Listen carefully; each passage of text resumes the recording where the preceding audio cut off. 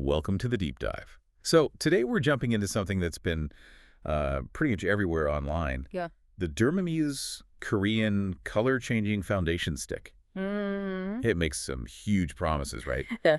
K-Beauty Glass Skin adapts to your exact skin tone, and it's supposed to be skincare and makeup all rolled into one. Yeah, those are some really big claims. And our mission today is basically to look at the sources, ingredients, the legal stuff, price comparisons, and figure out, is this real innovation? Or just clever marketing. Maybe Wow. even a bit misleading. Exactly. We're looking for those potential red flags that the sources point out. Okay, let's tackle the biggest one first. That claim about adapting to your exact skin tone. Yeah. I mean, if that's real, wow, how does this adaptive pigment technology actually work, according to what we've read? Well, this is where it gets interesting and maybe a little deceptive.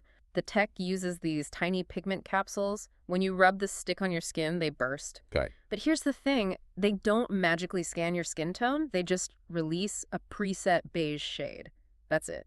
Wait, so adaptive pigment technology just means it changes from white to be beige when you rub it. It's not adapting to me specifically. Precisely. It's not adapting to you at all. It reveals the one color they put in there, which, might work okay for some people. Like who? Mostly people with light to medium complexions, the sources say. But for anyone with really deep skin tones or even very fair skin, it often looks kind of off, ashy sometimes. So it's more like a neat trick than actual personalized tech. Yeah, it's a good way to phrase it. A bit of a parlor trick, dressed up with fancy marketing words. Okay.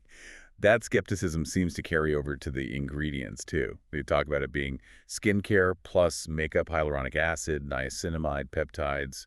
Sounds great. Why are the sources skeptical? Because listing ingredients isn't the same as proving effectiveness. The big issue here is concentration.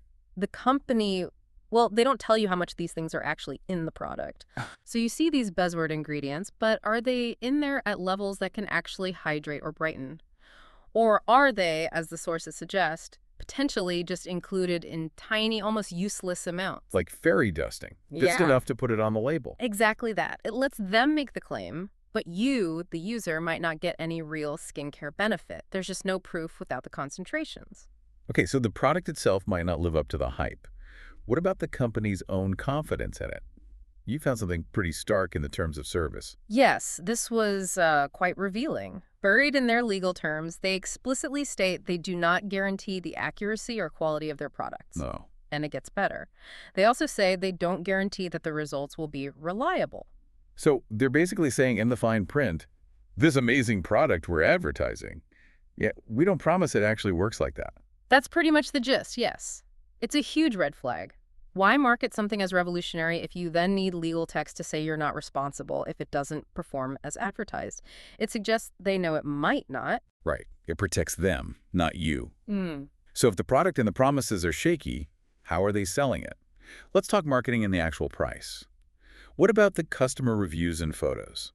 This is another area the sources flagged. A lot of the glowing testimonials and pictures, they look quite generic. Sometimes they feature what seem like stock photo models. Not real users. It's hard to be sure, but even more concerning is that sources found the same photos and reviews being used on other websites selling what looks like the exact same foundation stick, just under different brand names. Oh, so they just recycle the marketing. It appears so. That pattern often suggests the reuse might not be entirely genuine, or at least that the product isn't unique to Derma Muse. And that ties right into the price, doesn't it? Because the source found the same product elsewhere for way, way less. Yes, a massive difference. On wholesale sites like Alibaba, you can find seemingly identical color-changing foundation sticks for around, say, $3 per unit. $3. And Derma Muse sells it for? Close to $30 on their website. Wow, that's a tenfold markup.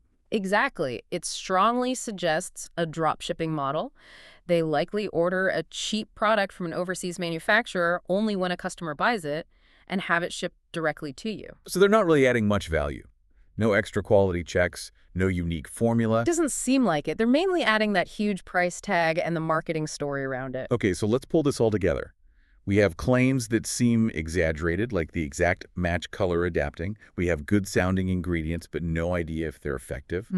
We have legal disclaimers saying we don't guarantee results, and a massive price markup on what seems to be a cheap widely available product. When you see that whole pattern line up, the hype, the lack of proof, the legal caveats, the price jump, it really points strongly towards potentially deceptive marketing tactics. It's less about innovation, perhaps, and more about capitalizing on trends with clever positioning. So caution is definitely needed here. Absolutely essential. You need to be aware you might be paying a premium mostly for the marketing story, not necessarily for a groundbreaking or even reliable product. Which leads to a final thought for everyone listening. This kind of business model, the drop shipping, the hyped claims, the online exclusives, it seems pretty common now, especially in beauty. So how should we, as consumers, maybe change how we research these kinds of products before we hit buy? That's something to really think about.